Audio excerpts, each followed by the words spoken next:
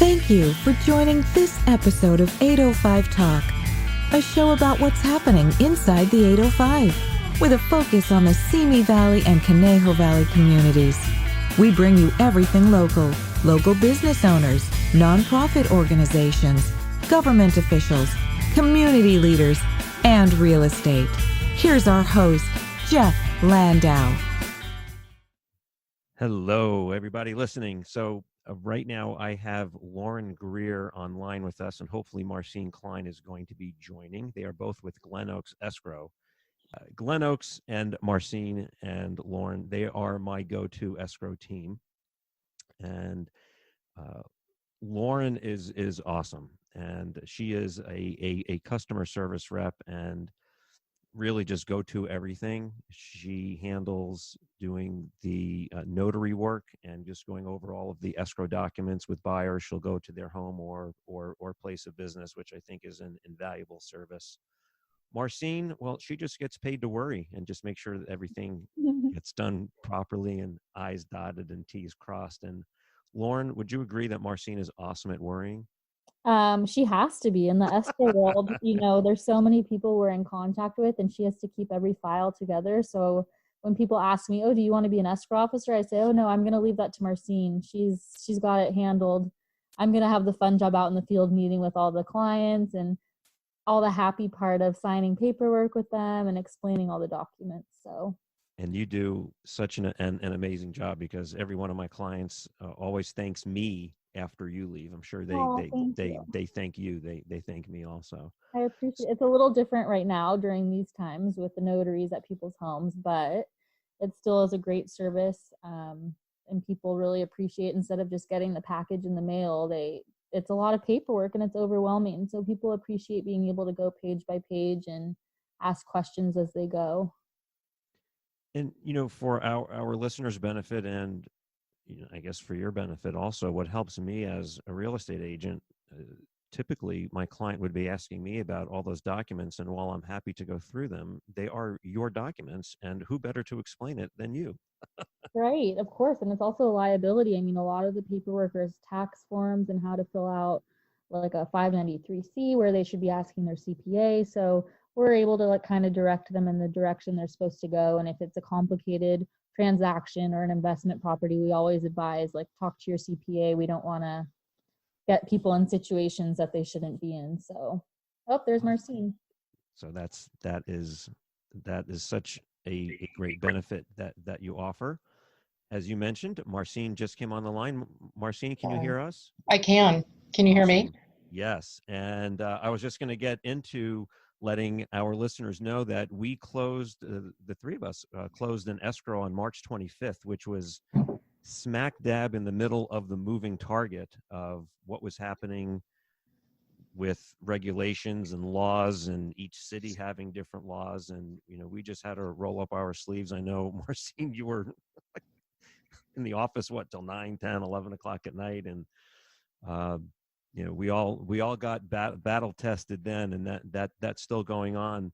So what are both of you seeing right now? I could say what happened a couple of weeks ago, but that is almost like ancient history. What are you seeing right now with your current open escrows? Marcine, I'll let you start and then I'll pipe in. Okay, that's fine. So what I am seeing is we do have people opening escrows even at this time, which seems very surprising, since the MLS supposedly deactivated all the lock boxes in the Valley MLS. So you're not supposed to do showings. But where on a Monday I might open 10, possibly 12 escrows and a couple scattered through the week, I'm lucky to open 2 escrows in a week, unless it's a refinance, and that's kind of tipped off. There's no cancellations though. I'm also seeing that some agents are removing altogether the coronavirus addendum. They're deleting it. They won't accept that as an excuse to cancel, which I've also found interesting. I don't know what the logic is exactly. I don't know what the logic is behind that, but I've seen that a couple of times. But people that have been in escrow for a while, like from last year, from January and the beginning of February, that are very solid on their deals. Those deals are now finally closing. So that's kind of where I'm at. That's what I'm seeing. And I'm getting a couple of calls of people, you know, wanting an estimate, but it's all very, very light. I mean, super light. There's just no comparison. So what are you seeing as a fallout ratio right now?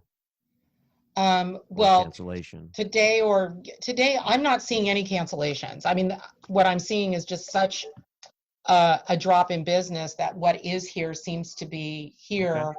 and people are pretty much now moving forward. But initially, once shelter in place hit, that second week of March was very frightening for everybody. And then once shelter in place hit, almost everything canceled. That was just opening, not older transactions, but everything kind of canceled, and nothing was being resold. And so now it's just the few drips or drabs that are coming in here or there. But that's it. There's not a lot of, this is the busiest time of year, if nothing else, because families are moving to resituate kids, or at least buying something to close in May or June. And none of that business is happening at all. Right. I agree. I was going to say anything opening right now, people are already aware of what's going on. So those aren't canceling, but there definitely was a super high cancellation rate when this all first started happening and people panicked. Even if their contingencies were already removed, they backed out. Okay. So now, you know, 3 weeks into this or so, 3.5 weeks, whatever's going in is solid because the sellers know what's going on, the buyers know what's going on. But yeah, right when this hit, there was, whether it was a panic or not, there were a lot of cancellations then. Yes. The only difference though company wide is right now, if stuff does cancel, it's because buyers are getting laid off or losing their jobs and they weren't expecting it.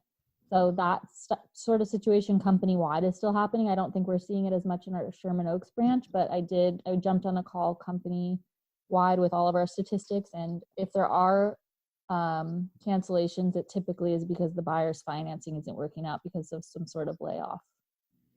Okay, and just very, very briefly, Marcine referenced the coronavirus addendum. California Association of Realtors was pretty quick to get that out, and there was a change to it about 2 days afterwards.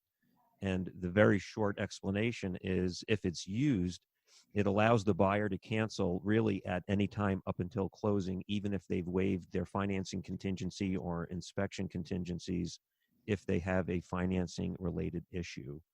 And as Marcine mentioned, it's an optional form. So it sounds like some people that you've been working with, Marcine, are not using that. Yeah, they're really taking a hard line on this, because I think many of us know that this is temporary. This isn't like the 94 earthquake where, you know, properties were really destroyed or there was something physical going on. This is, you know, we're on the tail end, even if that's 6 weeks out of whatever this is, before we start relaxing some of the restrictions we have.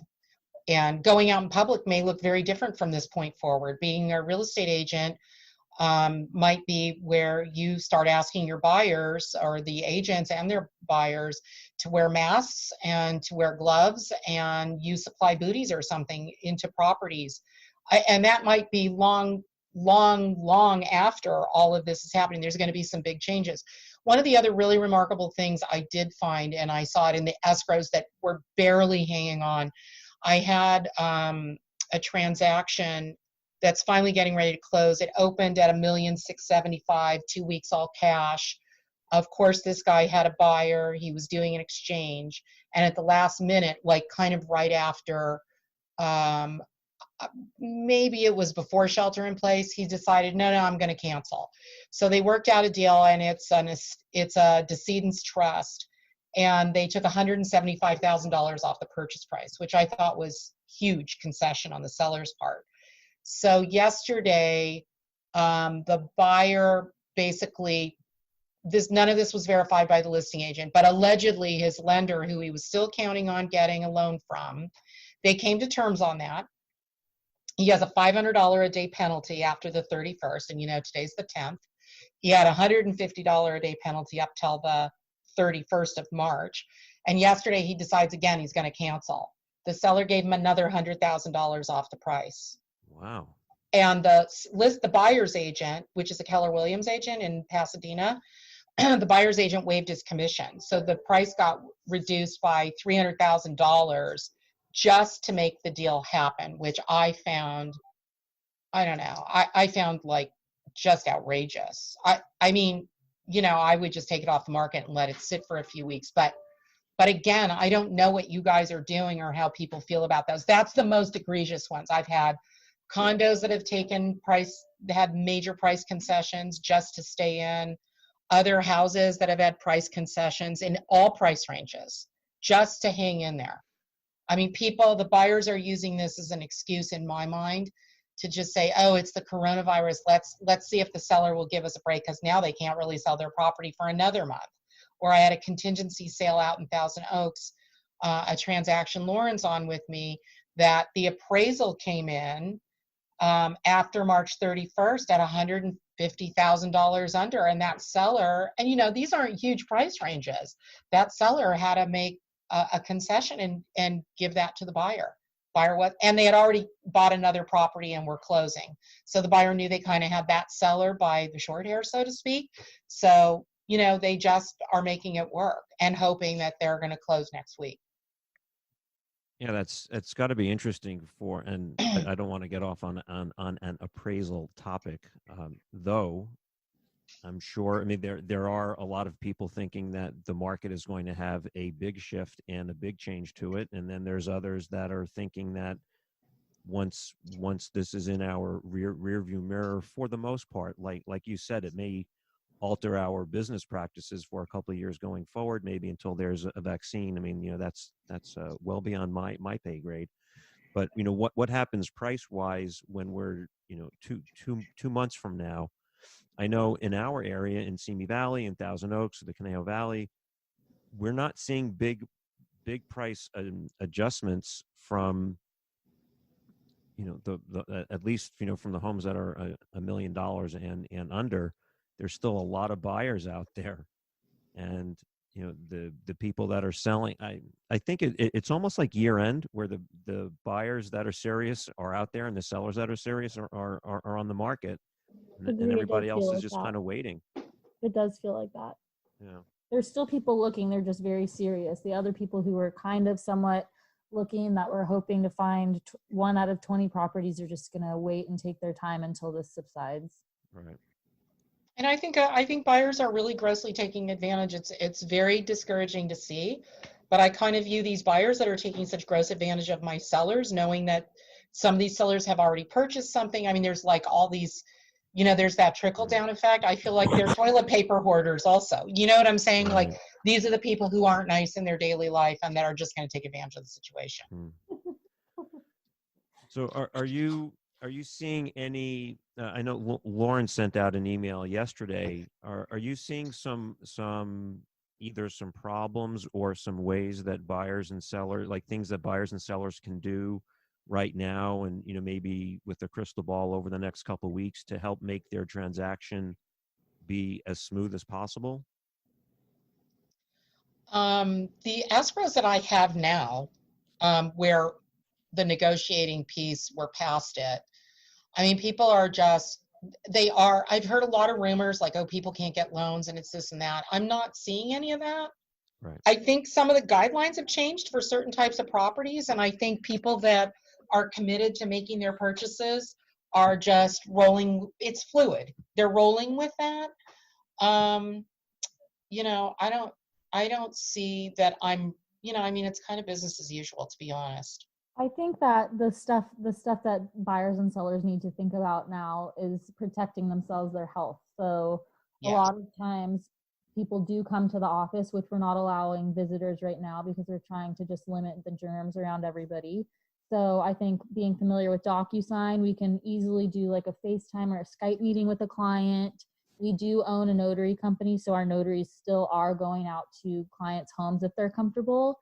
And we're taking precautions like having our notaries wear masks, they're wearing gloves, they spray everything down, they leave their pen. It just kind of depends on what your clients want and need. We just want to make sure everybody's comfortable, but it's definitely not a normal situation where people shake hands, they offer a cup of tea when you're there. It's not that. It's very much business like, where it's fast, speedy. Some people are doing their signings outside, so it's fresh air, even if it's 6 feet away. If somebody knows they're going to be buying or selling, setting up a lot of the inspections ahead of time, just so that just business is slower because people are working at half mast. So I would just say just being prepped and just expecting a little bit slower of processing times, and just communicating very well with you, obviously, and then with us as well, on how they would like to have the situation handled. I will, if I can speak, I will say this, Jeff. Like when somebody's opening an escrow right now, normally I would like send a package to Lauren or somebody to get, interesting. So I would send a package to Lauren or one of my other notaries to get the seller to sign like ASAP. I'm not doing that anymore. It's like everybody's just doing DocuSign until I feel the coast is clear and my deal is ready to close, where before it was a little different. Does that make sense? So basically getting all of the documents DocuSigned except for the deed, right? Well, it's there's several things that we need to do in person, like 4 documents. We do an e-signature form. I like doing that in person. The 593 is now a 3-page form, a little complicated. The what else? The 593, the e-signature, the disbursement of proceeds, and a lot of people are holding title in a trust, and that form as well. There's a trust certification. So there's a few things. So those need a wet signature then? Yes. And Okay. notary. So And a that's notary. later on in the transaction to make sure everything's going through. But normally I like to just do it and get it out so I can really move my escrows forward. Mm-hmm. But we just had, for one thing, you know, part of it is protecting our notaries. Like I'm down to like 1 or 2 people that'll go out there and visit with my clients. So like, I just don't want to send them anywhere on random, not sure if your deal is going to close kind of thing. Transactional stuff, rather waiting until we're, you know, 10 days into it. If I have that 10-day period, that's way more practical. And what are you doing, Lauren? Are you doing any face-to-face notaries? So I was as of 2 weeks ago, but then, you know, since I have an 18-month-old, I'm kind of nervous to go out to do them right now. And I actually had a cough and a cold a couple weeks ago, and I didn't want to make people nervous. So it's like one of those where you're standing in the grocery line and you have a tickle and you don't want to cough because everyone looks at you. Was that a dry cough? Okay. Yeah, exactly. So, and then the other thing I was going to say is on a file and with one of my officers in Sherman Oaks, I did see stated income loan, the lender pulled back. So I know that a lot of the lenders are moving forward, but I have seen a couple of stated income loans where they've pulled away because it was a business owner where they know their income's going to go down, and that they pulled all financing for that type of situation. I've also heard of some lenders that have pulled their funding even after loan docs got signed because they had something happen to the company, not the borrower. Mm-hmm. Have you guys had any experience with that? Marcine, have you specifically? I haven't heard that specific situation, but I'm sure somewhere in the office somebody has. Okay. Would you recommend somebody try to get a 45-day escrow as opposed to a 30-day escrow right now? I don't think they need it from a lending standpoint, but I am seeing dates a little farther out than maybe normal. But of course, there's so few escrows opening. True. You know, the ones that are opening seem to be either really long, or I have one that I took yesterday that's 17 days, all cash. That's really short. Well, so all cash. So are you seeing any delays in inspections or appraisals? I haven't noticed. That's not like something I would really notice at this point. Okay. Yeah, I've heard that there are delays, just to expect delays from everyone. I don't think they're drastic where it's pushing it back a whole month, but I do think like maybe a week or so. Okay. So, I think refis are very delayed, to be honest, but I don't think the sales, I think they're trying to do what they got to do to expedite the sales. That's my opinion, but I don't Nice. know. Okay. You know. And I heard some talk about trying to get electronic signatures for documents that used to that need to be notarized. Have you heard of if anything's happening with that, or is that not even a possibility? I'm hearing there's legislation about it. California does not allow yeah. like a Skype signature. So what that looks like, Jeff, is you're in China. This actually just happened to me last month. You're in China, and there is a notary in Virginia who's willing to do like what we're doing. Like he sees you on Skype or in a Zoom room, and I guess he shows his ID. He signs the document. And then the client signs the document, sends it to Virginia, because remember, China had been shut down China was shut down when I took the escrow. So, and it had been shut down for weeks after that. This escrow just closed on Monday, actually. So, so in that case, they tried to ask the notary. They ultimately went to Beijing and got a notary at the embassy, but they also used the Virginia notary, and he overnighted the document, and it was a live signature, and it was his notary, and the whole document was a wet document. We're not really legally allowed to do that stuff here. Okay. So we still have to figure That out could be how to changing. do that I'm hearing safely. there's legislation. Okay. All right. So anything else that you would like to share with listeners about the purchase and sale process, or how escrow is involved, or anything that they can be doing to make it as smooth as possible? Any advice that you would like to offer, either of you? Well, I think from my perspective, I feel things have just leveled out. Does that make sense, Lauren? I mean, there's not a lot of business out there, but at least people seem a lot calmer, and the ones that are buying are very committed, that kind of thing. And it seems like there's a lot of stuff. I think there's going to be a lot of releases of within the first week after shelter in place is lifted. I think there's going to be a lot of releases of listings that couldn't go on the market, or they didn't want to bring out at that point. You know what I mean? So, there's that kind of thing. I just thought of I one agree other with that. thing. Oh, I'm sorry, Lauren. No, I was just going to say, I think everyone just needs to remember that this is unexpected but temporary. And Very a temporary. lot of people are asking if this is going to be like 2008. And I don't think prices will ever go down that low because of this. But I do agree that a lot of people are holding their properties off the market right now. And we're just going to get a surge of them when this is over and we get the okay to kind of try to go back to normal. I think that's the expectation from my side as well, from the agents. And I'm in a coaching program with hundreds of agents, and that's what our expectation is as well. And Everyone's hopeful.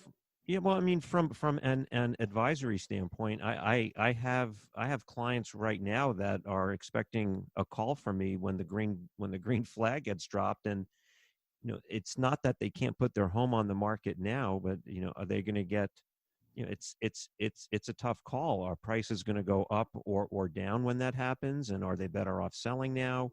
Can they safely sell now? I mean, there's just so many variables to it. Yeah. But It's I think I don't think anybody knows. nobody does. From a title recording standpoint, I know that the recording offices were closed to the public for, I don't know if it was a couple days. I don't know if they're open now or if everything's electronic, if it's even a issue to be talking about. Anything there? Sorry, a call was coming in when you were talking. I'm just texting reception to tell them not to put any calls through. Okay. Sorry. You are Do you mind repeating? multitasking. Or Lauren, do you have a? Yeah, I was just gonna say. So, he was asking about recordings and title, and like most all of the files are getting recorded electronically, and they don't. You're right. They're not letting people come in and do specials in person. Everything's electronically right now, just to protect their safety as well at the recorder's office. Okay, but no issues like there's been any problems with a recording. The biggest thing I saw was at month end. They were very, very, very, very busy, and I had one recording versus like 9, and I didn't get confirmation till 5:30 at night. So I assume that has something to do with lack of walk-ins, lack of paper documents, because when you're doing everything electronically, and even though they're set up for it, they're just not set up for volume like that. They're set up, for the errant few things a day that they're doing, multiple things a day, but not like a month-end crush kind of thing. Right. Yeah, and it's such a moving target. I was doing research. I have somebody that is renting is a renter, and they're having some difficult conversations with the landlord. And as I'm doing this research, I'm checking what date the document is that I'm looking at, and like March 20th, which today is April 10th. March 20th is like, wow, that document's way too old. So, well, in LA County, I've still got documents pending from March 16th that I can't get confirmation of closing on. Wow. So I don't know what the accommodation stuff is just really, truly on hold. I have no idea what's going on there. Yeah. Thank God most of my stuff is just regular business, but still I have stuff that, I'm responsible to get recorded. Anything else stand out that you would like to share with listeners to help them adjust to this time? I don't think so on our end, Lauren. Okay. That's it. Just stay calm and communicate is pretty much all we can do at this point. Awesome. I appreciate both of you taking time out of your day, and thank you for sharing your experiences and expertise. Our pleasure. Very Thank you so appreciated. much. You got it. All right, honey. Bye-bye. If you do have any questions about real estate, please reach out. You can reach me by phone at 805-341-0398, or you can find me on my website as well at jefflandauhomes.com. As always, thanks so much for listening. Thank you for listening to my daddy's podcast.